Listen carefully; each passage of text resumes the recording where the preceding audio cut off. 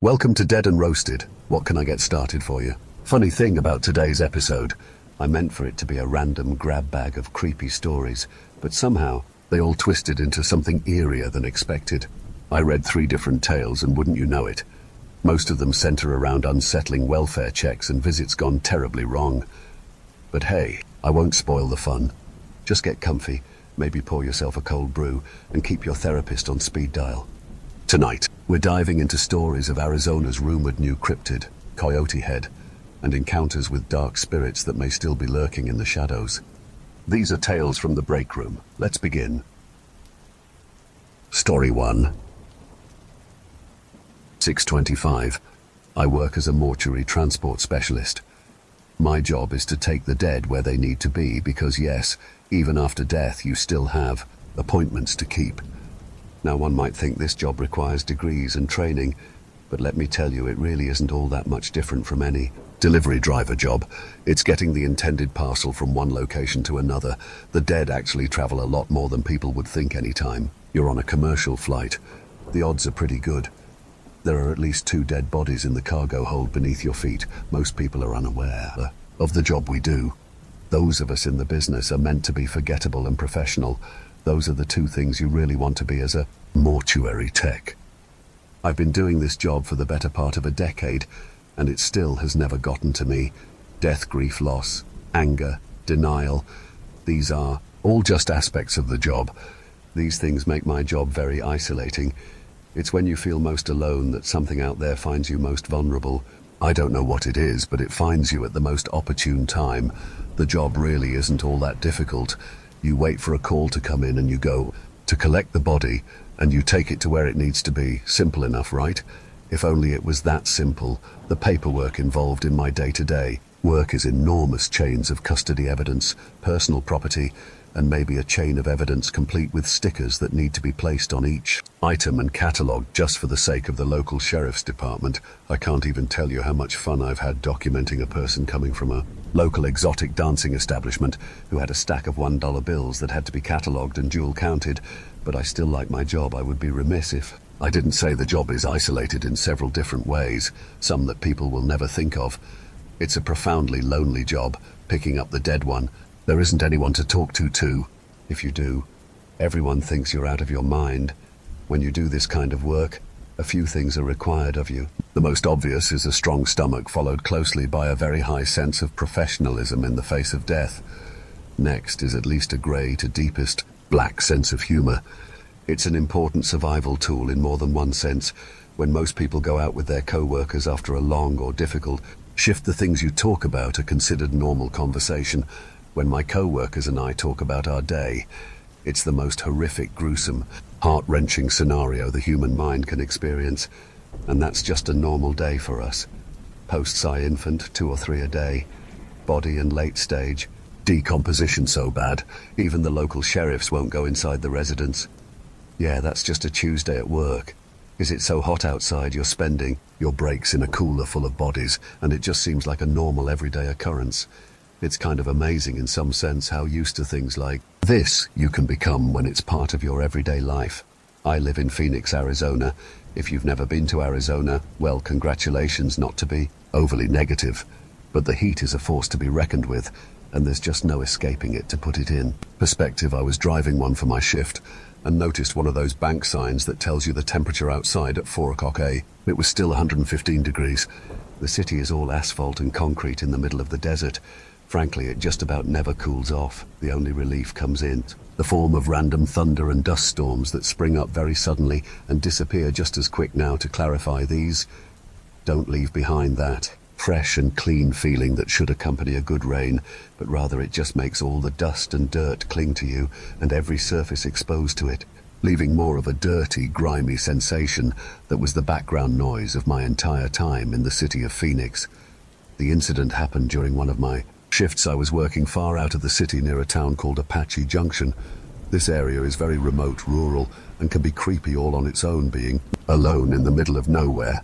Besides, the rather morbid nature of my job dispatch had me covering the outskirts while the other 2 drivers worked the inner city. I had already picked up one descendant from a small mobile home and had been told to wait before heading back into town to drop off at the medical examiner's office because we had another call in the area coming down the line from the sheriff's department. This really wasn't an ideal situation for me. The night's earlier call had also been a sheriff's department wellness check that hadn't turned out so well for the person being checked on. Without going into graphic detail, they lived alone pretty far from any neighbors, so the person in question had been deceased for quite some time before anyone took notice. In short, the smell was pretty bad, even sealed in a body bag. Knowing that clearing a scene can take hours for the sheriff's department, I was dreading the next few hours waiting in the middle of nowhere with my new companion. I found a good spot at the base of the road leading up towards the second call to sit and wait. I stepped out of the van and lit a cigarette. I reveled in the aroma of the tobacco smoke, maybe not so much for its quality, but for the lack of decomposition smell it had. I propped myself up against a lonely light pole watching the sunset over the desert. Something to be said for the state. It does have gorgeous sunsets, as the last rays of light winked out and dropped the night sky into a deep purple. Something unnerving tried to crawl up my spine. I broke free of my revelry when the hairs on the back of my neck began to rise and a cold feeling of dread nodded its way through my intestines and landed as a heavy weight on my chest as my heart rate began to rise. I could almost feel my pupils dilating. I pulled another long drag off my cigarette, put my head down for a moment and closed my eyes, waiting for the worst of it to pass. Don't get me wrong, I don't think there's anything supernatural about this particular feeling. Mostly that's just the beginning of your shift. Jitters that almost every tech gets before the shift really gets going. It's just a normal part of the day when you start thinking, what manner of hideous nightmare-inducing psyche, melting sanity, rendering horror am I going to be introduced to tonight? Because it's not a matter of if, but when. That will happen in any given work week. At some point, you'll be exposed to the most horrible thing you'll ever see in your life, and it will stay with you, crystal clear as the day you saw it. Time doesn't soften its edges. You will see it in your dreams. It will, for all intents and purposes, haunt you. Talking about it does help, but with a profession that's not only physically lonely, long nights by yourself with no one but the dead to keep you company, but outside of work it carries its own weight. People can be polite and say things about how it's okay, but in reality, most people never want to hear about death. Doesn't leave you much to work with at a polite dinner when someone asks, "How's work?" If you are lucky, you have a supportive spouse, someone you're comfortable enough with to actually talk about your day with. Sadly, such marvelous partners are rare in this world, and we who do this kind of work often have very little in the way of any viable resources when it comes to taking care of your mental health. Panic attacks are pretty common. Sleep disorders are pretty much par for the course when you're on call, and you can be called upon to go to a call at any time of the day or night. Most people have stupid work dreams. The kind of mundane activity you perform at work plays out in your thoughts while you're sleeping. Ours are a little different, as you might imagine being launched into the worst day of your life for absolutely no reason during a peaceful nap has a way of fraying the nerves. These things all become part of your regular life when you work in this field. I snuffed out my cigarette just in time to hear coyotes begin their high-pitched howling off in the distance. The canyon base I was currently at provided me with some bizarre acoustics. Yips and howls bounced around the canyon in call and response. I don't mind coyotes. I think they get a bad rap. And yeah, they can be a real nuisance to anyone who owns livestock. But in general, I think they're neat creatures. The sky faded into deep purple. The stars came out one by one, and if it wasn't for the 115-degree temperature, it would almost feel like a nice night.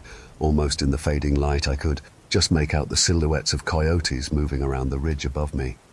Night had fully fallen, and the nocturnal predators of the desert had begun their evenings hunting the light at top. The telephone pole began to flicker to life, casting the odd bluish-purple glow that some light poles in Arizona seemed to have. The initial cold dread had faded to mere background noise when a new sensation began to well up inside my chest. This wasn't my usual pre-work jitters.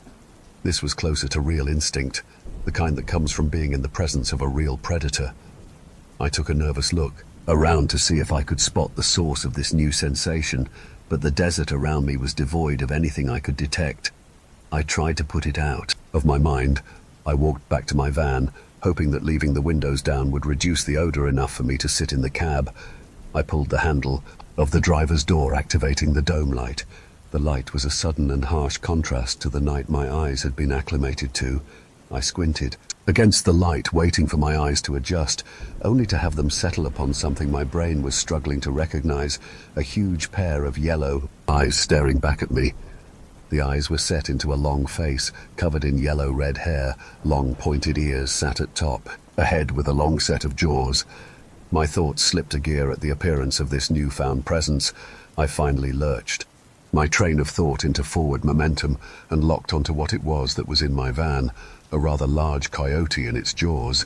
It held my lunch bag, gripped in its teeth. We both froze and just stood there staring at one another, neither of us moving for what felt like several long seconds. I had the thought that maybe I should start backing away slowly, knowing that I had the animal cornered, not wanting to provoke an attack out of it, feeling threatened. No sooner had I finished the thought when it seemed to occur to the coyote as well, realizing it was somewhat trapped in the cab of my van. It then made the decision to go absolutely ballistic. The coyote threw its body in a wild arc around the cab of the van. Coffee paperwork, my lunch, cup holder and the ashtray all got added to the mix as the animals panicked. Attempt to find an exit from the vehicle sent it rampaging around the interior. I watched almost amused as the frightened coyote somehow managed to tangle itself in the passenger seat belt, causing further distress, and in its desperate attempt to flee, tore off the visor and the armrest of the seat. Finally, it wriggled free of the seatbelt and lunged out the window, lunch still gripped in its teeth in the commotion. I had tripped over my own foot and landed on my butt outside the open van door. I gathered myself to my feet to peek around the hood of the van to watch the coyote holding my lunch and three of its companions that I hadn't seen around the other side take off into the night with long, loping steps of casual predators. The one with my lunch stopped turning its head to look back at me.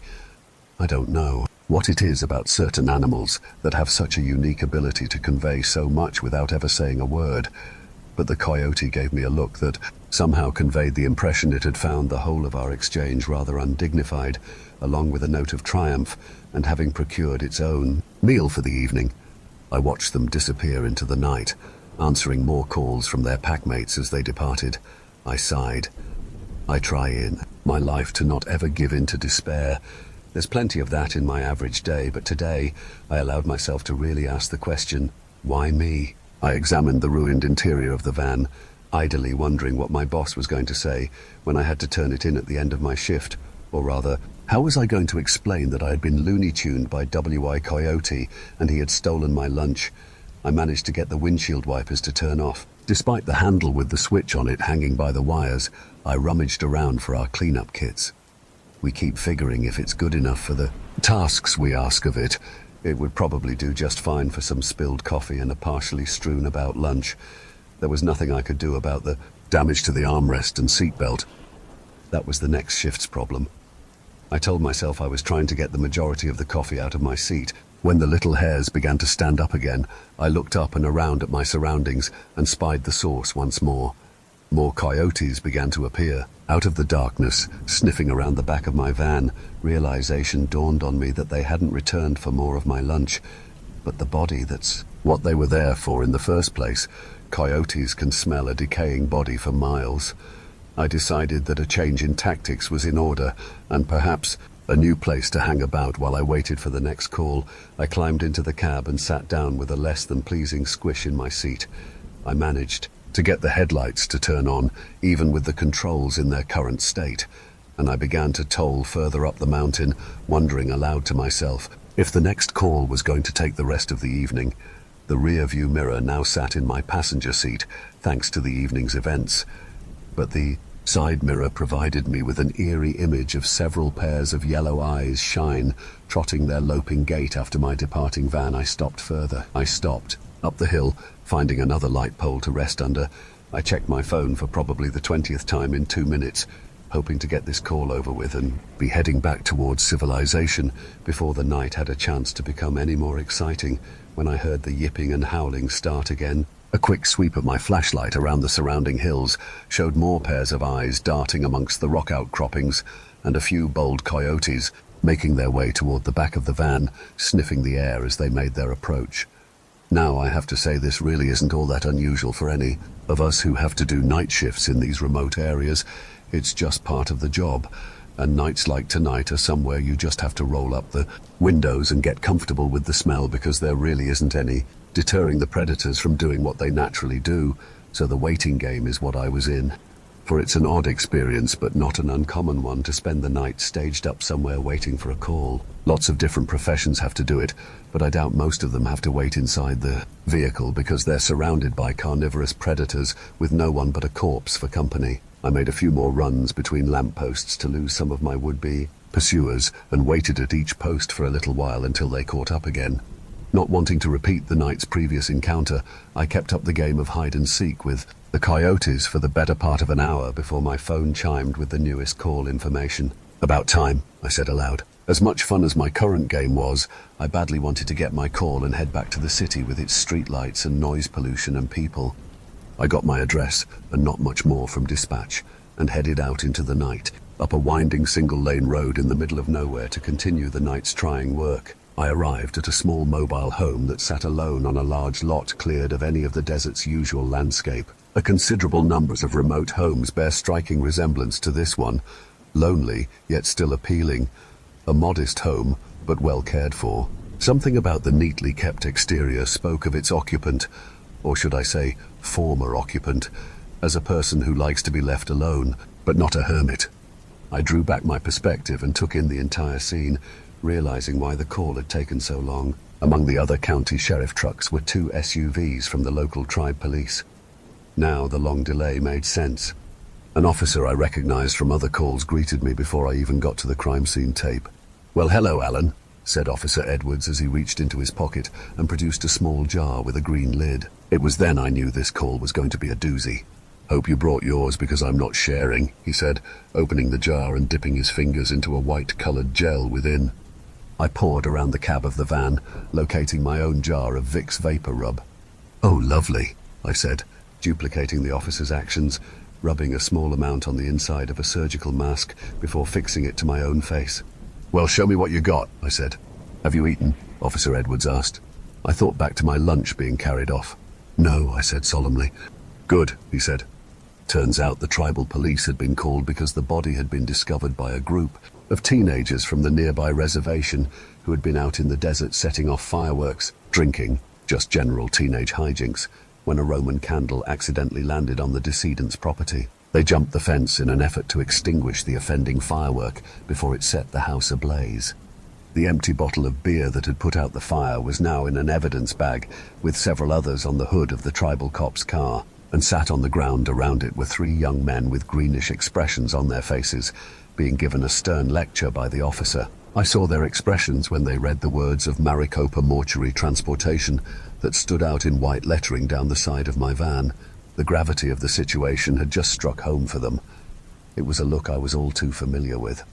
I trotted around to the back of my van to get out my gurney and began preparing for what was most likely going to be another memory I wished I didn't have. I was in a distant way grateful for the metal cage barrier in between the back of the van and the driver area that had kept the general chaos of the coyotes' escape contained to the driver area. I opened containers, pulling out sheets, a large heavy-duty body bag, and began to don a yellow disposable hospital gown and long-sleeved blue surgical gloves that extended past my wrists, sealing me away from whatever I was about to encounter. The standard attire for my job is all black business wear, and I'd already been given a talking to from my employer about overusing the containment gear because it was one-time use and not cheap. But I had generously donated large portions of my paycheck to replace various suit jackets, ties, and other formal wear over my tenure at this company. And well, I don't know if you've ever been politely asked to leave a dry cleaner and never come back, but I have.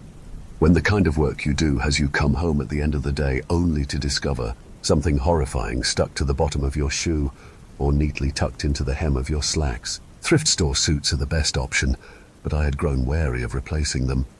I pushed my gurney around the front of the van, and for a moment I was grateful for the short break from the odor of the decedent I already had on board. Then the gentle breeze that had been such a relief shifted and began to flow from the house and towards me. I'd been wondering if Officer Edwards had simply been winding me up, having a little fun at my expense. He did do that sometimes. The breeze, and what it brought with it from the house, shattered that dim hope before I'd even made it to the gate in the front yard. I don't know why people describe decomposition as a sickly sweet smell. It's anything but. If you've ever encountered it, you have my sympathies. If you have ever encountered what the human body smells like in such a state, I have the names and contact information of a few therapists for you. Entropy and all its manifestations, you see, in my line of work has nothing in common with the word sweet. Officer Edwards opened the gate for me while rummaging through his tactical vest, producing a folded bag that he offered me as I got the gurney up onto the concrete walkway. I peered at the bag, recognizing an airline logo printed across the top, designating it as a courtesy vomit bag that would usually reside in the pocket on the back of the seat. I raised an eyebrow at him. "We have seen a lot of these, and I got to tell you, this one is going to be in my top 5 for the worst," he said. "We already took our photos and have a lead on a next of kin out in Bullhead City." Mercifully, the decedent was a small person, and the house was closed up tight enough that no predators had gotten to them. "But," he trailed off, pointing to his own ear. I listened. Even from 20 feet away, my ears picked up the low buzzing sound emanating from the house. Flies. Hundreds of flies. Again, a part of me hated the fact that I so easily recognized the sounds and what it implied. "Yeah, they've been here for a while," Officer Edwards said with an apologetic look. Officer Edwards gave me a reproachful look as he opened the door to the modest house. "Ready?" he asked as he swung open the door. The wave that emerged brought several words to mind. Revolting, putrid, nauseating were among the most acceptable I could put here. I will not go into the graphic details of the scene inside, and I'll simply keep it to a description of my job. The body was in late-stage decomposition and would require many plastic sheets to ensure its safe travel to the medical examiner's office. While predators had not been able to enter the place, the insect presence was nothing short of overwhelming. The room had more flies than anything else besides smell. I gathered details with the clinical detachment necessary to maintain my sanity, rummaging a bit to attempt to locate a wallet or any kind of identification to no avail. I remembered Edwards saying they already had a lead on the next of kin. So I happily gave up my search and proceeded loading my newest passenger into the large black body bag and relocating to a clean space of carpet to try and minimize the amount of cleanup I would have to do later. As I zipped the last bag closed, I spared a thought for the poor intern that would have to open this one. I pushed my gurney out towards my van with Edwards right behind me. He went to put his evidence bags and lockouts on the body bag, designating it part of an active investigation. "Grab a drink after shift? See if we can dull the edges around that one," I asked, beginning to disrobe my contamination gear. "Sorry, Alan. There are only 2 roads off this mountain, and mine's going to take me a long ways around to get back to the station," was his sole reply. I could tell he wanted a drink as much as I did after that ordeal. Sometimes the burn of a good bourbon is the only thing that can get the smell out of your nostrils when the day is over. "Next time," I said, knowing my own route back down would take me in precisely the opposite direction. I'd finished loading and was signing the last of the paperwork when the tribal officer came over to my driver window. "Was that you we saw from up here driving around the base of the mountain the last few hours?" he asked. "Yeah. Coyotes had caught the scent of my first call. Was trying to keep them from destroying my van any more than they already had," I said, gesturing around the ruined interior of the cab. "Doesn't seem to have worked," he said with a raised eyebrow and a bit of a grin at the corner of his mouth. But his expression darkened. "You should be careful driving around with that much death hanging around you. Attracts all kinds of unwelcome attention," he warned, flashing me a look I couldn't place. Somewhere between a threat and a warning, but without the malice in it. I watched him go back to his car and begin loading the teenagers into the back, who honestly looked relieved to be getting away from the scene. I started the van and set my GPS to head back into Phoenix proper. I'm pretty familiar with the roads, even way out in the more rural areas. However, this close to so many people who value their privacy and no shortage of signs saying, "If you can read this, you're in range," made me grateful that my navigation was working. This wasn't a place to make a wrong turn. Too many people here are a little suspicious of outsiders, or really any visitors. The people who live here know each other. They know which cars each other drives, and when someone isn't from around their particular neck of the desert. I gave my screen a look of dismay, and I'm sure it couldn't have cared less about it. It plotted my route down from the mountain and back to civilization via a number of off-grid, minimal-maintenance county roads, which was going to take at least 3 hours. Normally I would revel in a long travel time. I get paid by the hour. What do I care? But I usually didn't have two passengers on board who are less than olfactorily pleasing. I reached down into the door and found the 3 canisters of air fresheners. I contemplated which flavor of perfumed nonsense I was going to use in vain while I propped the back windows of the van open, hoping to create some airflow. As I drove, I did a kind of math-only removal techs know how to do. It's not exact, but something akin to distance X amount of air freshener over level of decomposition. If you know, you know. I was probably an hour into a really good part of my audiobook when the radio started to act up. Nothing new when it comes to these kinds of problems. The vans are never the newest models. When you plug in audio cables, charging cables, FM transmitters, and even have to use the old-school tape adapter plugged into an audio jack, something is bound to foul up or get a short somewhere, or even just getting out of range of a decent cell signal. You never know. The problem isn't so much in resolving the problem as much as doing so while driving. I was heading down a deserted mountain road coming from nowhere, and it would be a long time until I reached anywhere. Probably not the time to be sorting my tech issues. I was checking the connection from the auxiliary jack into the stereo when all input from the radio simply stopped. No static, no broken sounds, no feedback. All the noise just stopped, and the radio read a simple error message of "Please input code." In sheer frustration, I yanked the cables out of my phone with an audible disconnect.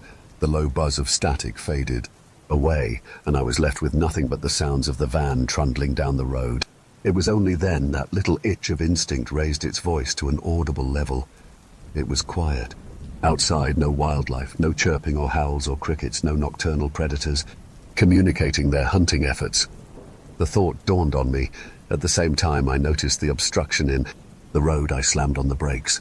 The van swerved drunkenly toward the embankment of the road.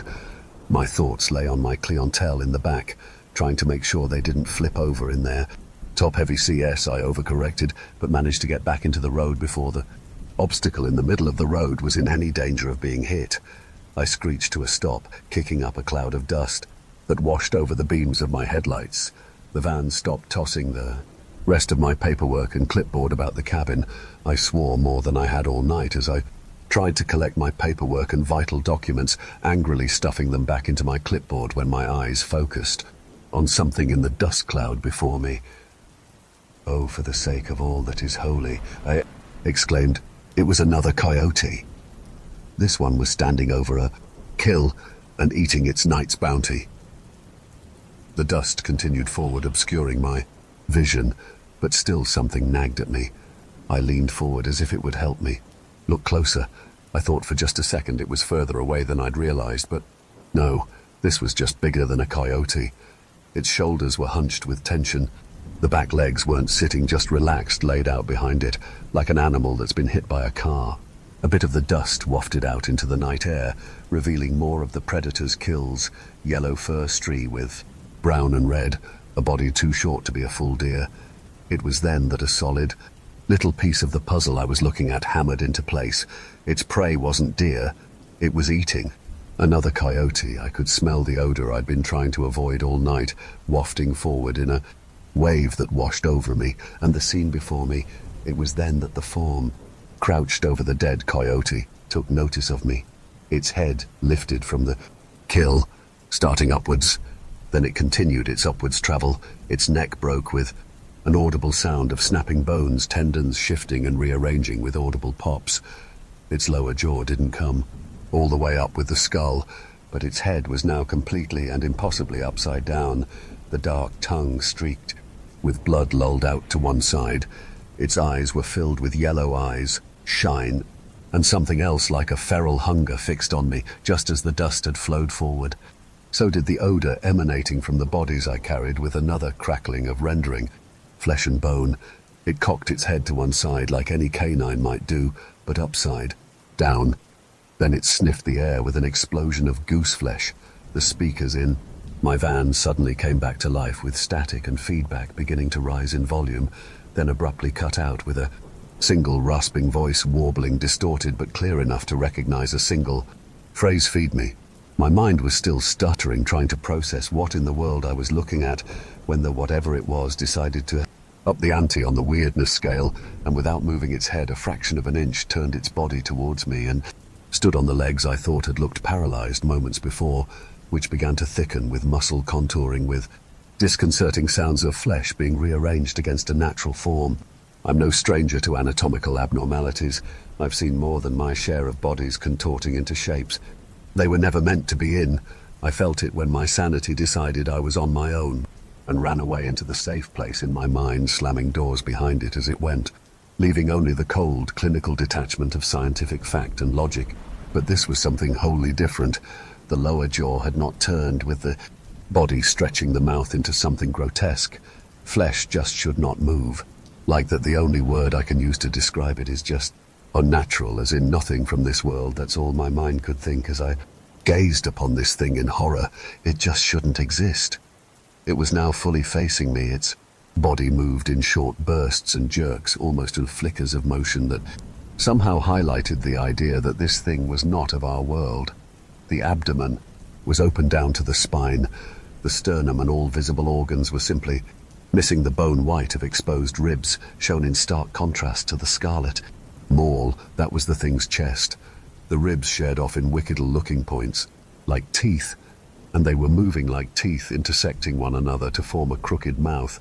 The mouth-like opening then began to move, and the same crackling static shot through the speakers, jarring me out of my shock. "Feed me," came the disjointed, warbling voice, booming through the speakers of my van. It was then that fear, dreadful and nauseating, took the reins and told me it was time to make a hasty exit. Normally I keep my fear pretty well leashed, but now I felt my foot pressed down on the gas, more than actually making the conscious effort to do so. The tires of the van whirled, spitting out a dust cloud behind me, causing the van to fishtail a bit before beginning to gain purchase and lunging the van forward. The road was narrow but relatively clear on the right side. I led the van down a bit of the embankment, but the van was no powerhouse. Its slow gain of momentum gave me an all too close-up view of whatever was standing in the road as it went past the driver's side window. This, like several of the memories I have for my job, will be forever etched in my memory, and all of its horrifying clarity. Its eyes were still aglow from the eyeshine, but make no mistake, they did not look alive, just aware and hungry. They locked onto mine as I went by, and even a brief moment of that contact made my stomach turn, and even with the tortuous temperature that night, I still broke out into a cold sweat as I made my retreat.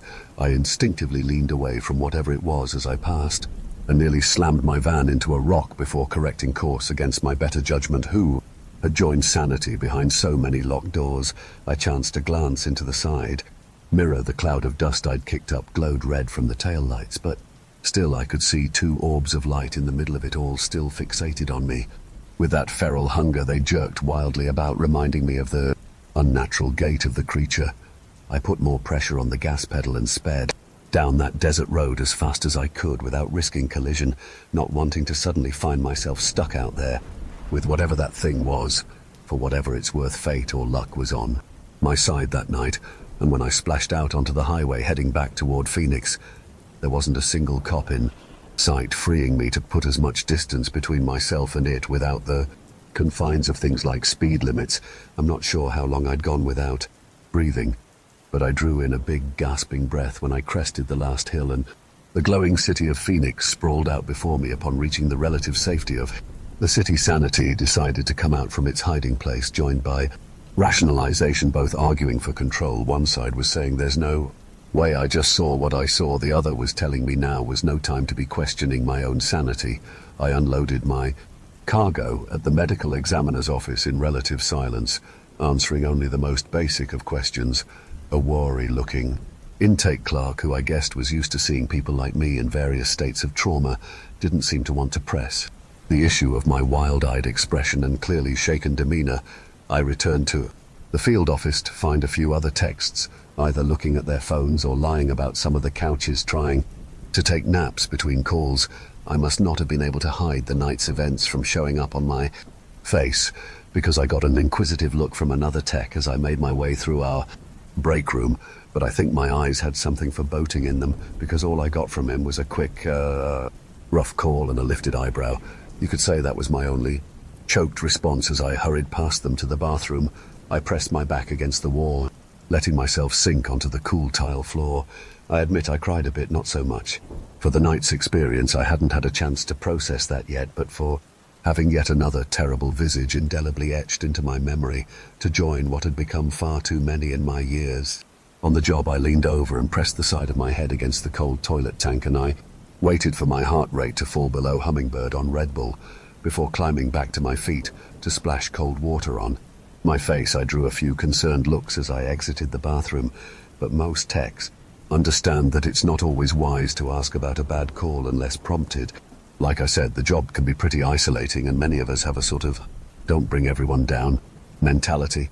I thought briefly about telling my therapist about the incident, but I'd already been graying the hair of my current one for the last few months, and I didn't want to have to find a new one again, so it sits today in a catalogue of nightmares that will never fade. I don't know what it was, or if it's still out there, and I never want to find.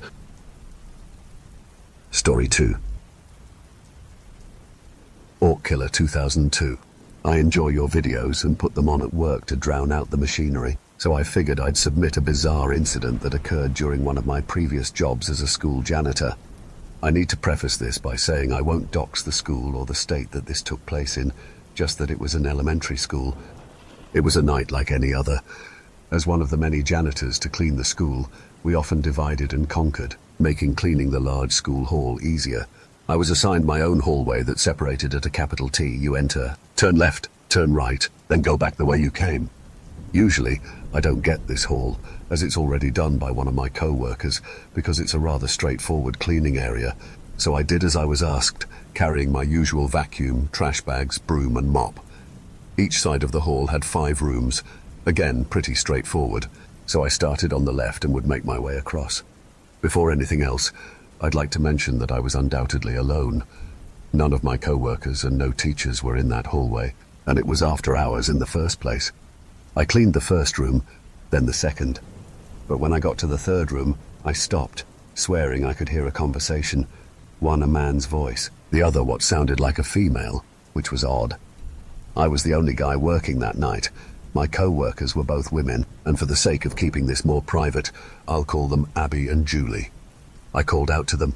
"Abby? Julie?" I asked, but got no response. I assumed they were trying to scare me. I hate to admit it, but I was already on edge. I mean, I was in a school that usually bustled with life, and was now dead silent, aside from the eerie voices and my own footsteps and breathing. So I figured I'd have to investigate. What if someone had broken in? Sure, I could have messaged my co-workers or possibly phoned the police, but it was late, and I was already tired. So maybe I was just imagining it. Or it was just teenagers thinking this would be a prime hangout spot. So I walked across. No one in the neck of the hall. Checked every room. No one. Odd, I thought to myself before chalking it up to nerves or tiredness getting to me. I resumed cleaning until I heard them again. Louder, though not loud enough to discern any words this time. I did a thorough search of each room. Still nothing. No video left on by a teacher by accident. No person in sight. I even popped my head out of the exit doors on each side of the hall. No one. By then, my nerves had turned into fear. I was still sure it was my mind playing tricks on me, but it was scary nonetheless. That is, until one of the rooms I cleaned, which I had turned the lights off in, flicked on. I was sure I turned it off, but at this point, I just wanted to finish and leave this hall, so I flicked the light off and hurried my work, getting to the final room when I heard the voices again. But it sounded like it was in the room with me. This room was especially creepy. Had all kinds of plush animals and toys you'd see in a typical toddler's room, but it just felt eerie. All the stuffed animals' eyes felt like they were following me. That was certainly only my nerves, though. But still, the voices were here and still not loud enough for any words to be gathered. That's when I noticed the rocking chair, just steadily rocking. Not enough for noise, but it was certainly noticeable. I then decided I had enough. I turned out the lights, took my cart, and left the hall, hurriedly turning out the lights as I went. I don't know what I was hearing that night, or what had caused the light to turn on, or what rocked the chair. All I know is that I'm glad I don't work there anymore. I later heard a rumor from an old co-worker that the school was supposedly built on top of what used to be a graveyard. I don't recall if he said a graveyard or Indian burial site. I don't want to know if it's true or not. I know this isn't exactly scary to most, but it was possibly one of the scariest nights of my life. Story 3. Welfare check from Officer Awesome. 1,023 years ago, I was dispatched to a welfare check in the middle of the night, a call that doesn't leave me. As I sat at a red light, lightning clawed across the sky, and rain hammered the roof of my patrol car when my radio crackled to life. It was dispatched with a welfare check on a Mrs. Albright, called in by her neighbour, but it was well past 02:30, an unholy hour for a call like this. The thunderstorm refused to relent, as each violent flash of lightning illuminated the rain-slicked road ahead, guiding me towards the complainant's home. When I arrived, the complainant's house and the oppressive stillness of the neighbour's property highlighted the unnatural quiet. The complainant, a nervous woman with wide, shadowed eyes, whispered about the elderly woman next door, Mrs. Albright. "Weeks," she kept repeating, her voice barely above a breath. "Weeks since I've seen her. The phone just rings and rings." A wave of unease washed over me as I approached Mrs. Albright's house. In the quiet street, the car in the driveway was coated in a thick grey film. The mailbox overflowed with yellowed envelopes, some bent and warped. A faint, sickly sweet odour, like overripe fruit mixed with something metallic, hung in the air. The certainty that I was about to find a body, cold and still, settled in my gut. At the front of the house, the door was locked, but the blinds in the large picture window were inexplicably raised. A cold blue light pulsed from within. It was a stark, almost surgical illumination. I could not see inside from the ground. The complainant, her face pale in the intermittent lightning, scurried back to her porch and returned with a wobbly plastic bucket. Standing precariously, I peered into the living room. The blue light emanated from a large television screen displaying only static. The air inside seemed thick, almost viscous. The furniture was draped in shadows, but there was no sign of Mrs. Albright. Then I saw it. A dark stain on the carpet near the hallway entrance, its edges blurred and indistinct. The telephone base blinked a frantic, irregular red, not a steady rhythm of missed calls, but a desperate, stuttering plea. The hallway leading deeper into the house was swallowed by an impenetrable darkness. My flashlight beam revealed only an open doorway at the far end, the darkness within seeming to writhe. "Everything looks clear," I lied to the complainant, my voice feeling hollow. As I turned back to the window, it happened. A face, impossibly close, filled the glass. It wasn't just looking. It was pressed against the pane, the features slightly flattened and distorted. The eyes, wide and black, reflected the blue static with an unsettling intensity. A thin, almost invisible line of spittle traced down the glass from the corner of its mouth. The shock was a physical blow. I stumbled back, the bucket tipping beneath me. I landed hard, the breath knocked from my lungs. The complainant rushed forward, her hand reaching out in concern. I instinctively recoiled, scrambling back onto the bucket, my hand reaching for my sidearm. My heart pounded against my ribs. I had to look again, but the face was gone. Now, in the dark hallway, a figure stood. It was frail and hunched, wearing a long white nightgown that seemed to shimmer in the dark. Its back was to me. Then slowly, impossibly so, the head began to turn. Not a natural turn, but a jerky one, like a grinding rotation, until a pale, gaunt face was visible in profile, one black eye, devoid of any discernible pupil, fixed on me. A silent, knowing gaze seemed to pierce through me. Then, with a movement that defied the stiffness of age, the figure glided silently down the dark hallway, disappearing into the inky blackness. I stumbled off the bucket, my legs shaky. The complainant stood frozen, her face a mask of confusion and dawning horror. "I saw her," was all I could manage, my voice pretty much a ragged whisper. The wind picked up as lightning cracked around us. Fat drops of rain began to fall, cold and heavy. I turned towards my car, the need to escape the place overwhelming. But something made me hesitate. An unsettling feeling, a sense of unfinished business prickling at the back of my neck. I glanced back at the front door of Mrs. Albright's house. Earlier I had checked it, and it was firmly locked. Now, impossibly, it was slightly ajar, a dark sliver of invitation in the oppressive gloom. A cold dread washed over me, a certainty that whatever I had just witnessed wasn't going to let me walk away that easily. Against every instinct screaming at me to run, a morbid curiosity, a sense of duty twisted into something darker, compelled me forward. "Wait here," I told the complainant, my voice low and tight. She looked at me. "No," she whispered, shaking her head. "Don't go in there." Ignoring her pleas, I approached the front door. The sickly sweet odor from before was stronger now, laced with something else, something faintly metallic. I pushed the door open wider.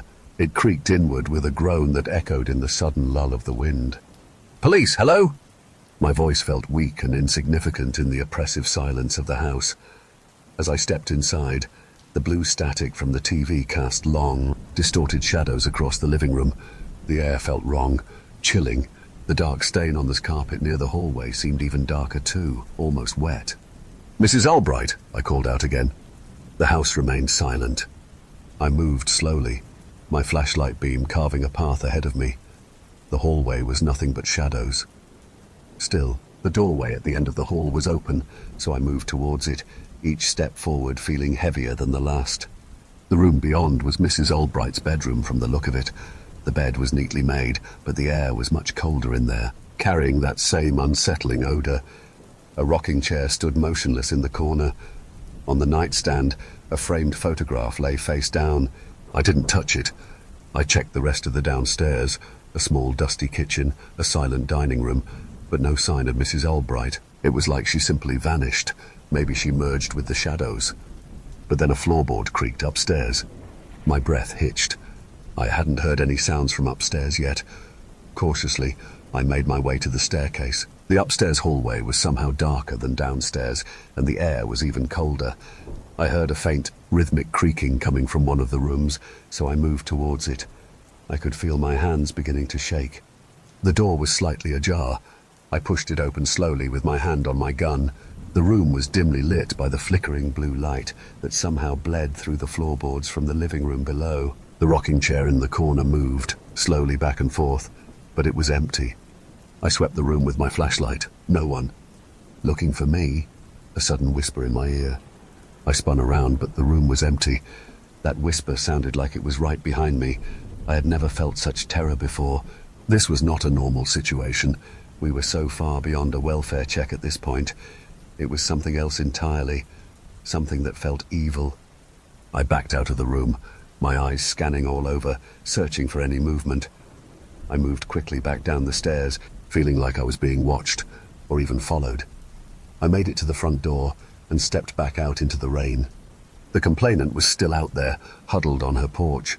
She looked pale and scared. She didn't say a word, but her eyes mirrored my own fear. I didn't go back in. Whatever was in that house was still there, and I wanted no further part of it.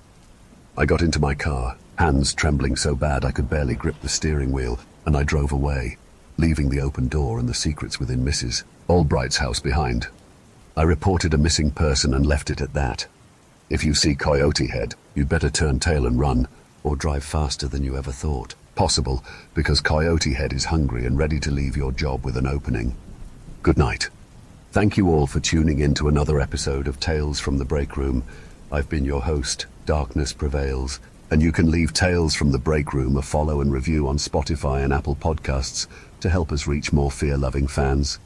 Thank you, and don't forget to check out my new book, Creepy Campfire Stories, on Amazon or your favorite bookstore for pre-order now. Link below. Releases on July the 8th, 2025. Now then, until next time everyone. I've got to clock out, because if I put one more overtime hour in for this coffee shop this week, I'm going to lose it. Sorry, I'll see you all next time. Story 4. A visit from a dark imposter. The trees of the forest holler an eerie whistle as the sharp, brisk wind cuts through everything in its path. A crow lands on a nearby branch overlooking the small clearing carved out by fate. It caws at the 15-year-old boy standing in the center holding a kendama. The handle drips a strange black liquid. The ball is embedded deep in the eye cavity of some poor soul as the string dangles down its face. Its skin black like burned meat in places where there was still flesh. In other places, bare bones coated with black ash and dirt. The 15-year-old boy pants heavily as he stands over the body that was once full of inhuman life. Its hair the wispy blonde as it always has been, but the rest of it is wrong. Hero could see through its lies, and he put an end to it once and for all. He is out of breath, but he did it. He destroyed it. He looks down at the body. He didn't destroy him, he destroyed it. Right? Come on, Hero, let it go. It's just a dumb toy. A young boy about 10 years old with baby blue eyes, wispy blonde hair, and wearing a plain white shirt with blue jean shorts, tugs at an older boy's sleeve. The young boy's voice trembles in both fear and desperation. It's the look in the older boy's eyes that scares him. The older boy, Hero, stands as tall as a 10th grade teenager can, his body in the middle of deciding if it wants to be long and lanky or short and stocky. His arms and legs want to be tall, but his torso is stuck in his chubby kid years. Hero's head, however, had the face of man already. It's because of his eyes. That's what other adults would tell Hero. His eyes hate the world it gazes upon. Anyone's eyes would look like Hero's eyes if they saw what he did. A mushroom-shaped cloud that brings death and fire to an entire city. But Hero's mum made sure that she brought him to a place where they could start a new life. A better life. A survivor. That's what Hero calls himself. His mum isn't a survivor because she doesn't hate like he does. She is a refugee. She even married a man with the same white skin that decimated his city. He even gave her the life she always dreamed of in exchange for accepting his son into her family. His name was Jimmy, and he was 5 years younger than Hero. Hero was told to always watch over Jimmy, and so he did for the next 5 years. But Hero never let himself love this false younger brother. The only thing he loved is the kendama his dad gave him before he left Japan. And now Jimmy has lost his kendama. Apparently, Jimmy was playing with it near the forest, and when he left it unattended, a crow came and snatched it up, probably mistaking the toy for a common tree branch.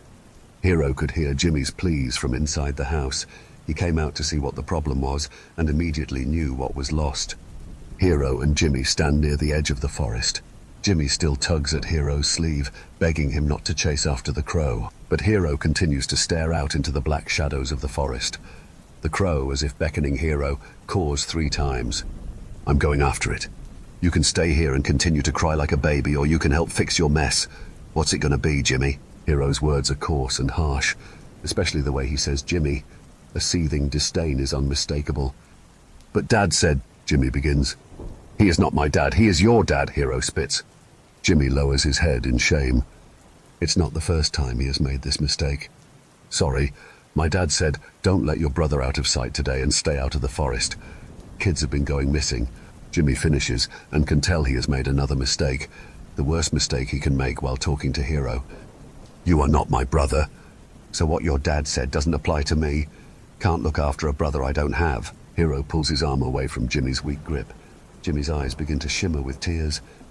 Hero looks back at Jimmy. He has grown on him over the past couple years when his whining lessened and he became more of a person and less an annoying kid. They have even shared a laugh or two playing with Hero's kendama as Hero told Jimmy stories about growing up in Japan. But that doesn't change the fact that this stupid kid lost the one thing he loved, and he can't let that go. He will get his kendama back, even if he has to leave Jimmy alone. Jimmy is 10 now. He has to be able to look out for himself. Hero had no choice, so maybe now is Jimmy's moment to become a man. Hero turns back towards the forest and says, there comes a time when you just have to man up and face your fears, Jimmy. It's just a forest. Nothing but trees and animals. I'm not afraid, so I'm going. But Hero is afraid.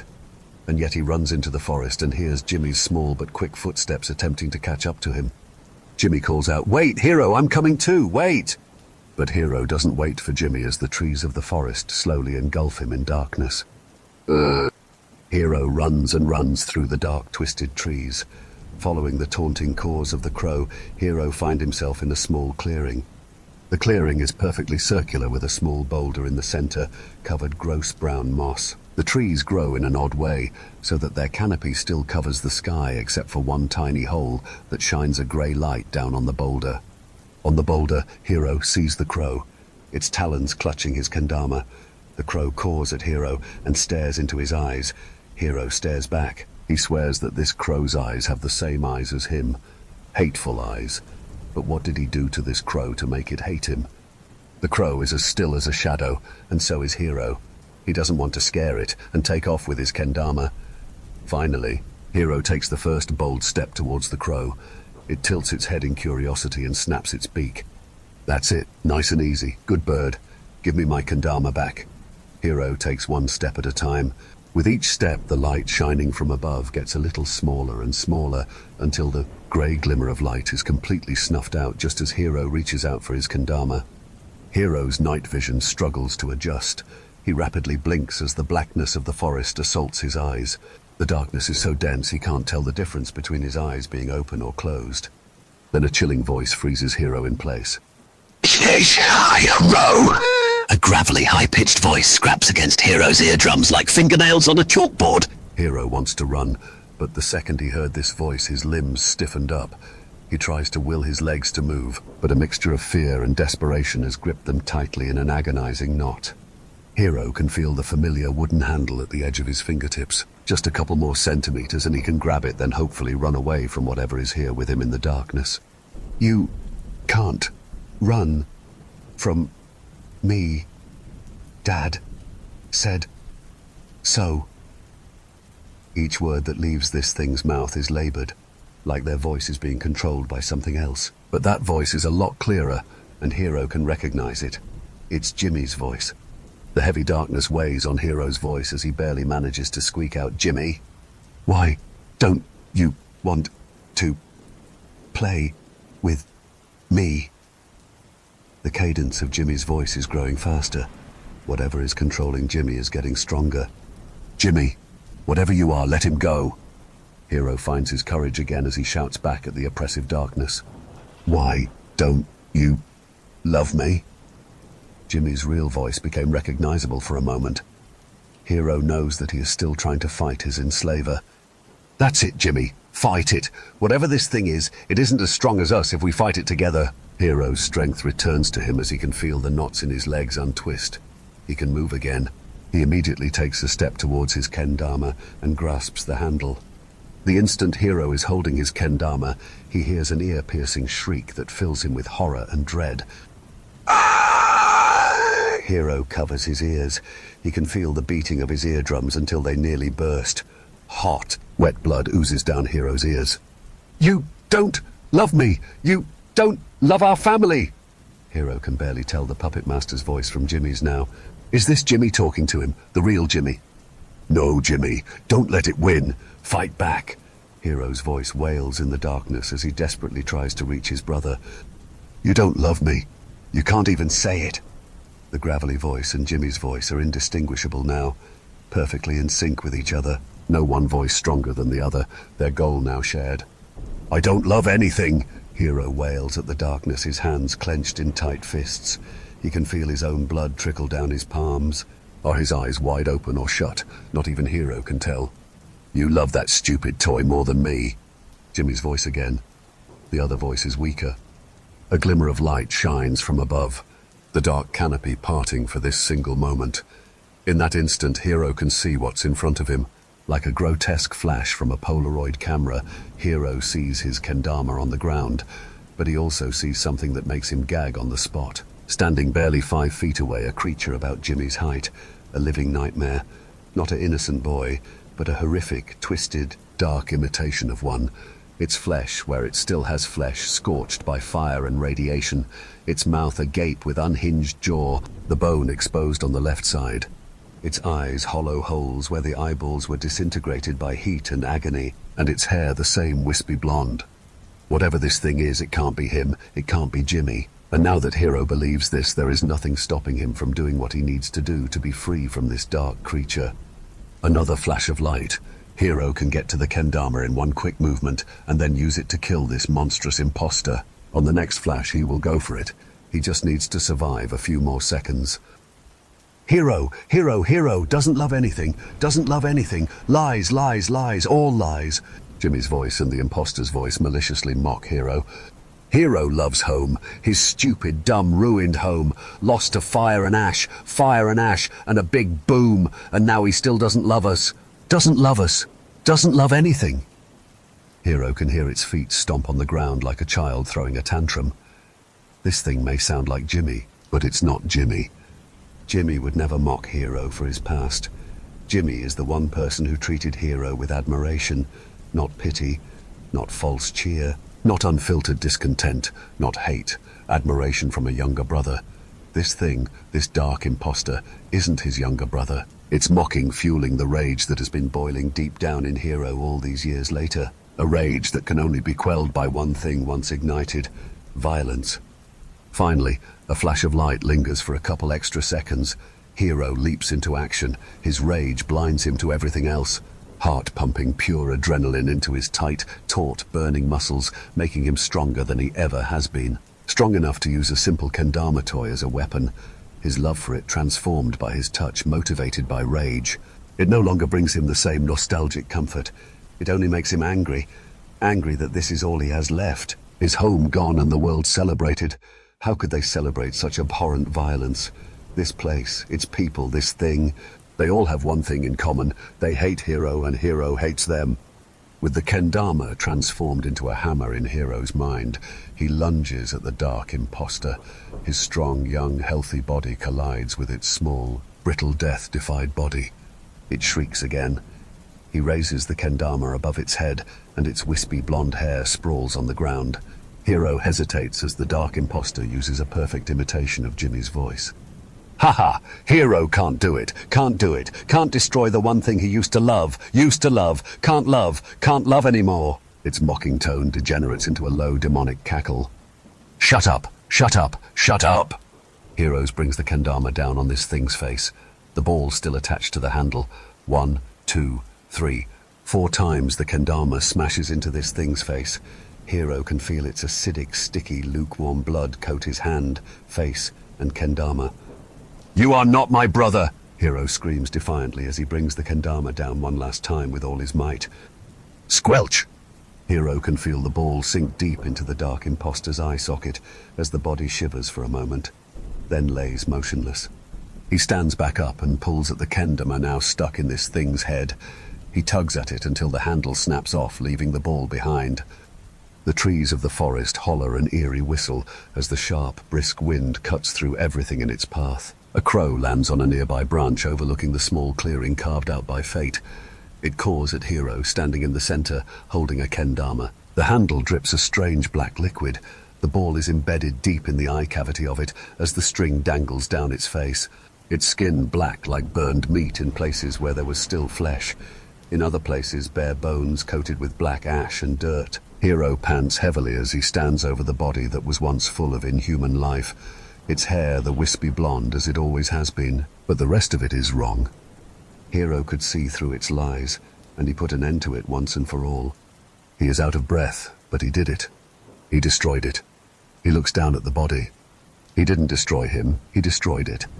Right? Hero, where are you? It's dark and scary in here. Are you okay? I heard you screaming. Jimmy's innocent voice caresses Hero's ears like sweet music, despite his voice shaking with fear. Hero drops the handle of the kendama, ruined by rage and violence. He runs towards Jimmy's voice. "I'm right here, Jimmy, and I'm okay. Your big brother is okay." A light flashes in the distance. Hero takes off towards it with a rekindled heart, leaving the shattered kendama in the darkness where it belongs.